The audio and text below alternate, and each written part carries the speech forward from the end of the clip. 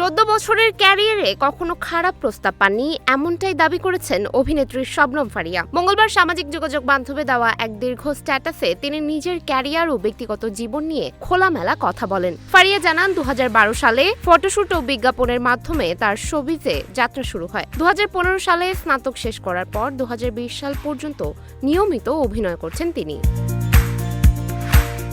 তবে corona virus মহামারী ব্যক্তিগত জীবনের পরিবর্তন এবং শারীরিক সমস্যার কারণে কাজ কমিয়ে দেন। তিনি বলেন, পিসিওএস সমস্যার কারণে ওজন বেড়ে যাওয়ায় ক্যামেরার সামনে স্বাচ্ছন্দ্য বোধ করতেন না। এই সময় তিনি মাস্টার্স সম্পন্ন করে চাকরিতেও যোগ দেন। সবচেয়ে আলোচিত অংশে ফারিয়া দাবি করেন, তার 14 বছরের ক্যারিয়ারে কেউ কখনো সরাসরি বা পরোক্ষভাবে কোনো অনৈতিক প্রস্তাব দেওয়ার সাহস পায়নি তাকে। তিনি মনে করেন, একজন মানুষ নিজেকেই ঠিক করে দেন কে তার কাছে কতটা পৌঁছাতে পারবে।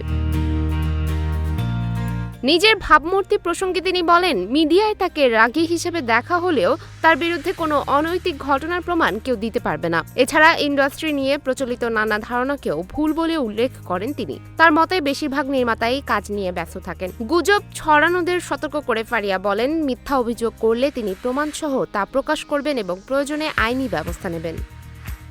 সুমায়া হক তন্নি, নিউজ ফ্ল্যাশ 71।